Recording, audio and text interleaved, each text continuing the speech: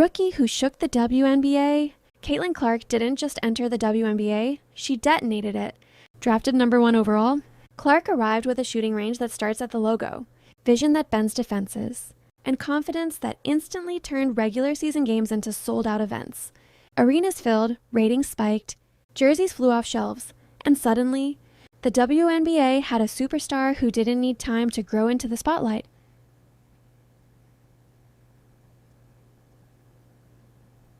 She owned it from day one. But behind the highlights and hype lies a far more complicated story. Because while Caitlin Clark was rewriting rookie record books, she was also navigating Olympic snubs, relentless physical punishment, veteran resistance, and league level PR failures, all of which ignited whispers that shook Team USA's future. This is the full Caitlin Clark saga, the stats, the drama, the politics, and what it all means for women's basketball heading toward the 2028 Los Angeles Olympics, the rookie revolution. Clark's 2024 rookie season wasn't just good, it was historic. She led all rookies in, scoring 19.2 points per game, assists 8.4 per game, a rookie league record, steals among the top newcomers, and most importantly, she dragged the Indiana Fever from lottery irrelevance into playoff contention. Her game wasn't empty stats, it was impact. Logo threes that shattered defensive schemes. No-look passes that turned teammates into scorers. Double teams that opened the floor for stars like Aaliyah Boston, who thrived off Clark's elite playmaking. In the 2025 season opener, Clark delivered a statement: 20 points, 10 rebounds, 10 assists, a triple-double demolition of the Chicago Sky. Before injury sidelined her late in the season, she averaged 10.0 PPG, 6.0 RPG, 9.3 RPG. She shot 41% from three on massive volume, logged some of the most minutes in the league, and still boosted Indiana's net rating despite constant traps and defensive attention.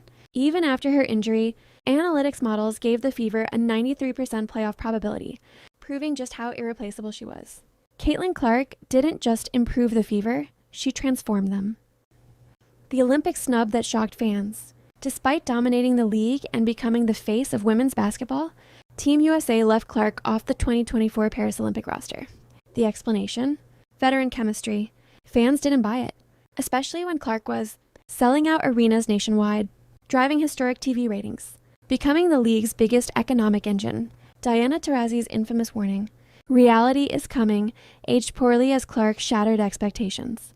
By 2025, Taurasi flipped the script, admitting, "Reality is coming to me now," as she stepped away. Reports later surfaced that Clark declined a bench or alternate role, choosing instead to protect her health, brand, and future. Then came the chaos.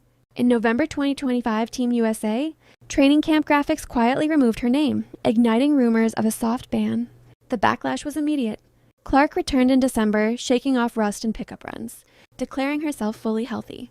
Assigned jersey number 17 instead of her iconic 22, she still meshed seamlessly with young stars like Angel Reese and Paige Buchers, setting sights on the 2026 World Cup. The question lingered, was Team USA protecting chemistry or protecting legacies?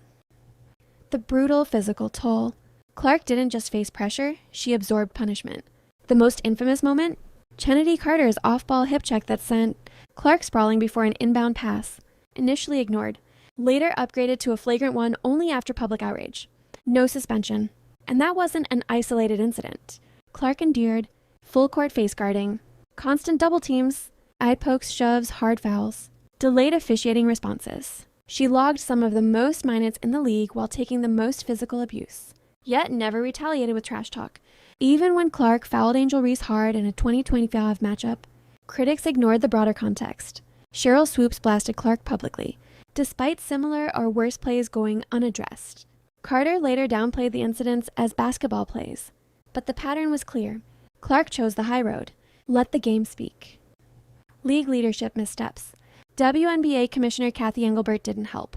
Her CNBC appearance comparing Clark Reese tensions to Magic versus Bird sidestepped serious issues around racism and fan behavior. The players' union called it a PR fumble. Stars like Breanna Stewart and Nafisa Collier spoke out, while Engelbert later tried to reposition Clark as a transformational force. Meanwhile, Cheryl Swoops repeatedly spread false claims about Clark's college career and stats, eventually losing her broadcasting role in 2025 due to credibility issues. For many fans, the silence from league leadership validated the feeling that Clark was being isolated, despite driving record profits. Rivalries, hype, and fan wars.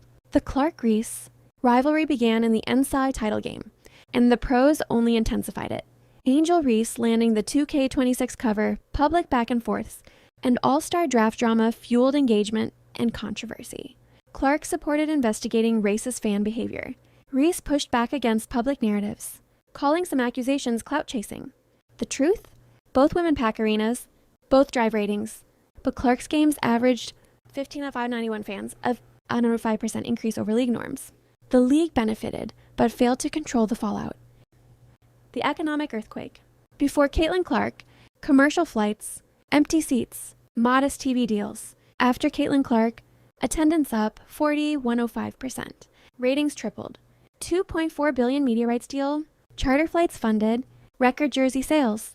Clark accounted for 33% of total league attendance. Indiana Fever viewership jumped 200%, averaging 1.2 million per game. Even with her late season injury, 2025 attendance hit 3.15 million fans, an all-time high. The irony? Veterans benefited financially while freezing her out of the Olympics. The road to 2028. Caitlin Clark doesn't need Team USA. Her empire, camps, endorsements, media power thrives without a national jersey. But the league needs her. Without Clark's star power, the 2028 LA Olympics risk losing casual fans as sponsors and momentum. The solution is simple: accountability, protection, respect, inclusion. Because when the golden goose feels unwanted, she flies solo. Final question: was Caitlin Clark right to stand her ground? Or did she risk too much by stepping away? Drop your thoughts below. Subscribe for more deep dives, WNBA finals coverage, and stars like Aja Wilson's Aces dominance. She Hoops Network, where women's basketball stories go deeper. What people missed about Caitlin Clark. What often gets lost in the noise is how unusual Clark's learning curve really was. Most rookies enter the WNBA needing years to adjust to physicality, pace, and veteran schemes. Clark didn't get that luxury. From game one, she faced playoff-level defensive coverage, box and one looks, blitzes at half court, and defenders picking her up 94 feet. Teams didn't guard her like a rookie. They guarded her like a threat. And still, she delivered. Her assist numbers weren't just high. They reflected a guard who forced defenses to choose between stopping her shot or conceding open looks to teammates. Indiana's spacing improved overnight because defenders simply couldn't leave her. This wasn't system basketball. This was gravity. The IQ gap, why her game translated so fast. Clark's biggest weapon isn't her shooting range, it's her processing speed. She reads rotations before they happen. She anticipates help defenders. And when teams overcommit, she punishes them with skip passes that land perfectly in shooters' pockets. Veteran guards admitted off-record that scouting her felt different. You couldn't just take away one thing. Take away the three, and she burns you with assists. Play her straight up, and she hits shots from places you're not supposed to shoot from. That's why her turnovers, often criticized, tell an incomplete story. High-risk passes come with high reward, and Clark's willingness to trust teammates accelerated Indiana's growth far faster than expected. Injury, fatigue, and the cost of carrying a league. By mid-season, the workload began to show. Clark logged heavy minutes night after night, travel demands, media obligations, physical defense that rarely let up. She didn't just play basketball. She carried the league's attention on her shoulders. When injury finally slowed her down late in the season, it raised an uncomfortable question. Was the league protecting its biggest asset or exhausting it? Even sidelined, her presence mattered. Attendance dipped when she didn't play. Viewership softened. And Indiana's offense lost its rhythm without her tempo and decision-making. The numbers made it clear. Caitlin Clark wasn't just a player, she was infrastructure. Team USA, a decision that will age poorly. The Olympic omission didn't just shock fans, it fractured trust. The explanation of chemistry ignored reality. Clark had already proven she could adapt, share the ball, and elevate stars around her. Her all-star performances erased any doubt that she couldn't fit alongside elite talent.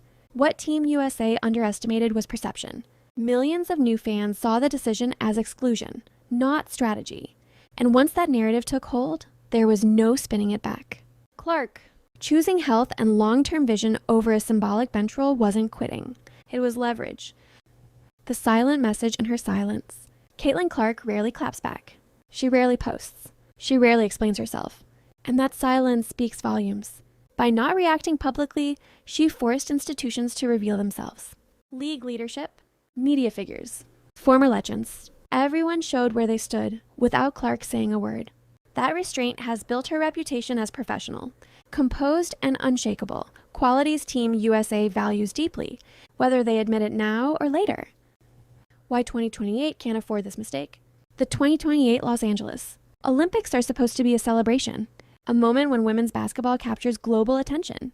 But without Caitlin Clark fully embraced, the league risks missing its widest window ever.